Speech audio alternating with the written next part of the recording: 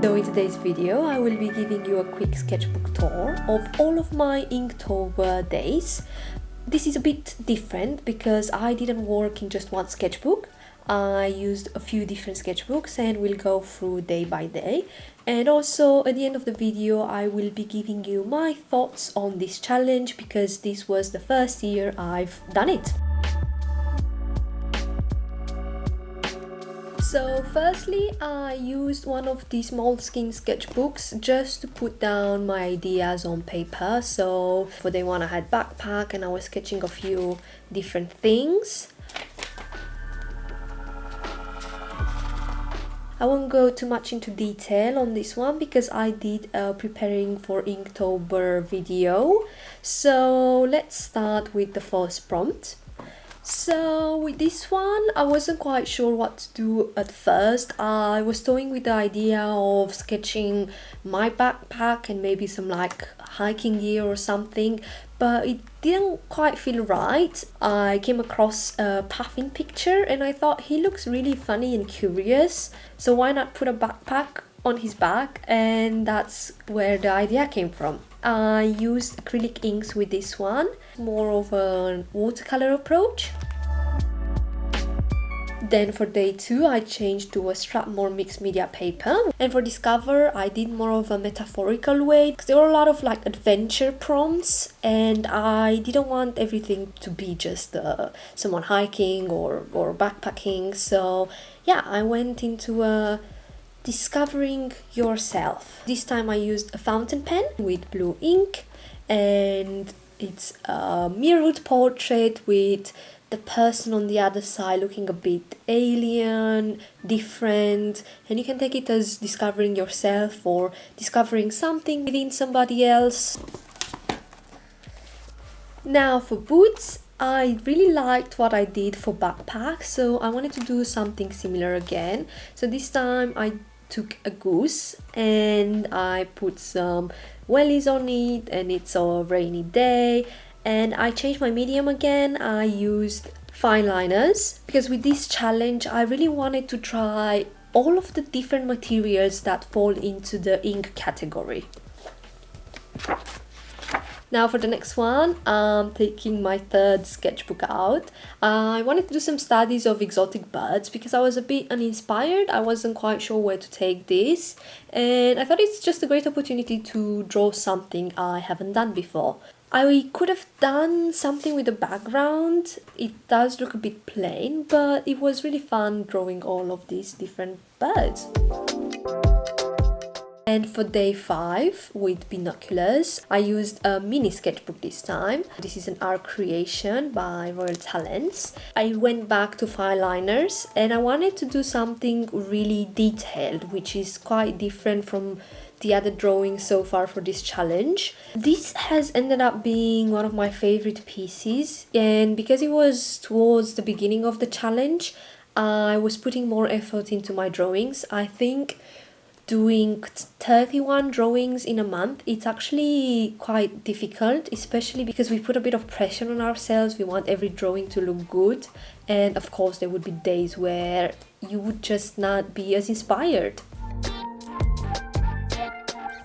For Trek, I got a different tone paper because the one from Strathmore is quite thick and I felt like I was wasting it a bit on drawing on. So this one is much thinner.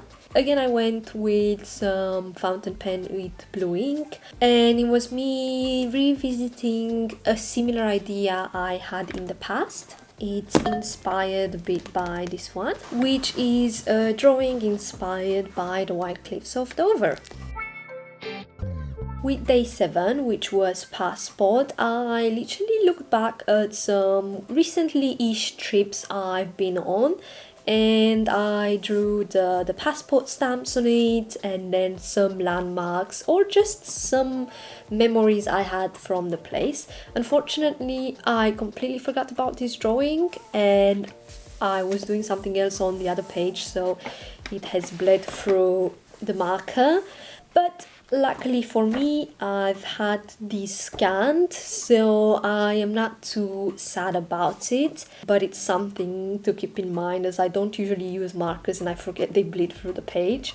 And one thing with this, I started using different colored inks for my fountain pen, and this green was actually a very nice color. I really enjoyed using the green. Now we are on day 8, which is hike. This is based on a picture of me from the Dolomites I visited last summer, and this is one of my favorites. I do tend to really like the fine liner pieces I've done for this challenge, and I also think this would make for a great coloring page. For Sun, which was day 9, I did a quick sketch of Etretat in France. It was a place I visited in September and I really liked it, and it was a really beautiful sunny day, so I thought this was perfect for this prompt. With Nomadic, day 10, I tried something different again. So I went back to the same paper I used for Trek, and I tried more of an abstract approach and quite simplistic of using acrylic ink. I was trying to see how I can make this as simple as possible, but at the same time for you to recognize this is a mountain scene and some nomadic people traveling across it. And I really enjoyed how the moon has turned out. For snacks, I did something a bit fun and I went back to drawing animals because that was something I really enjoyed during this challenge. I haven't really drawn that many animals before, except for dogs, but it was fun trying some different ones like these sheep that are helping each other to get a little snack from a tree. Day 12 was remote and I found a picture of this cabin on a lake or on the sea. I'm not exactly sure where it was, and I thought there's nothing more remote than living somewhere like that. For day 13, which was Horizon, I went back to the style I did for Nomadic, and I really went for this abstract approach and a massive moon because I really enjoyed doing the moon on the previous one. For day 14, I went back to another cute animal illustration with a little goose running around. So for guidebook, I did more of a visual guidebook of just some locations that you would probably go and visit. Day 16 was grungy and I did a very grungy looking chick. I really had fun coming up with this one, and this is one of my first original characters, if we can call it that. It came all from my imagination, and then I really had a lot of fun playing with the background. It's again one of my favorites I've done for this challenge. Journal had me stumped initially. I wasn't quite sure what to do, and on the evening on the 16th I just had the idea, why not just draw things around me. So I literally just drew stuff from my lounge, a chair, a plant, a tissue box, the dog's toy. With Drive, I was thinking back on the snacks day and I wanted to do something funny again, and I just did this cat driving a van or a tractor, whatever you want. And again, I went with fine liners because the more I was doing this challenge, I realized it was one of my preferred mediums for it. For day 19, which was Reach, I don't actually have the physical copy of the drawing I did. It was again in this style. I did scan it, so I will put it on the screen. And the reason I don't have it is because the reference picture was a picture one of my friends has taken of the French Alps, and I sent it to her. We did a little art swap.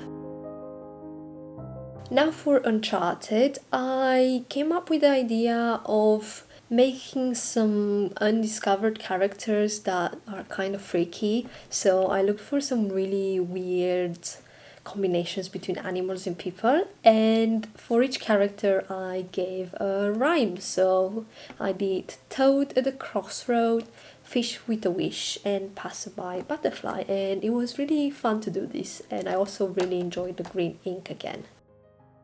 And now we are on day 21, which was Rhinoceros. We are getting on the last 10 days of the challenge, and I started getting a bit bored, and also I was on holiday, so I kind of kept doing stuff in my smaller sketchbook because they were much faster to produce. And this was just a baby rhino with a bird. Day 22 was camp, and I quickly just did a sketch of our camping tent.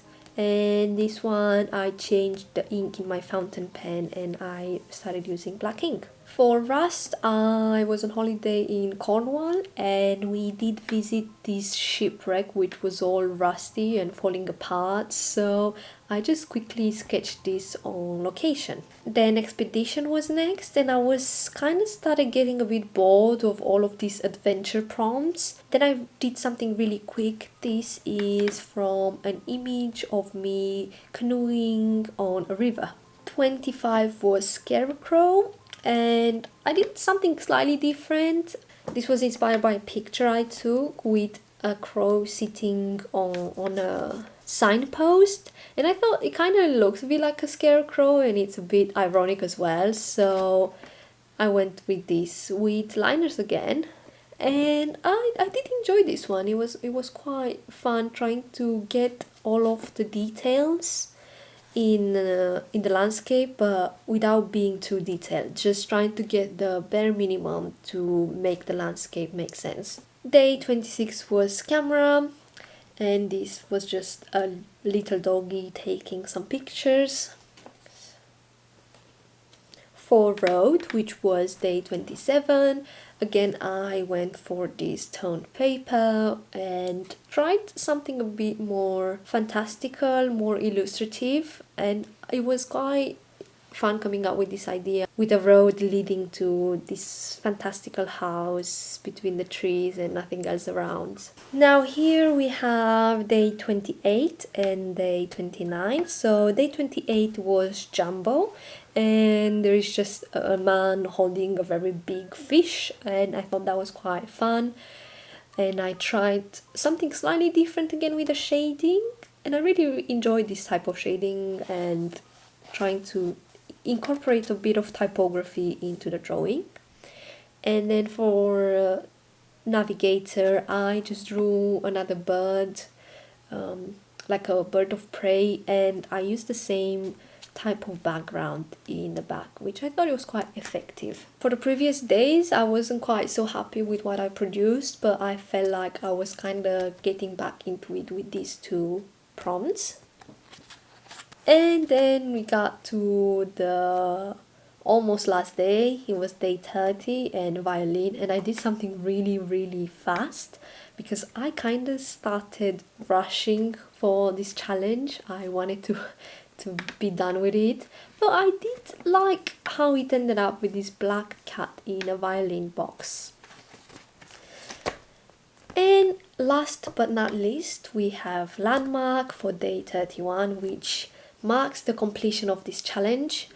And I drew the heads from the Easter Island with a vertical way of shading, and later I also added Stonehenge just to complete this spread. And I did quite enjoy doing the last drawing. I did have to do it a few times because the first thing I did I wasn't very happy with it, but I got there in the end. And yeah, this is the completion of this challenge.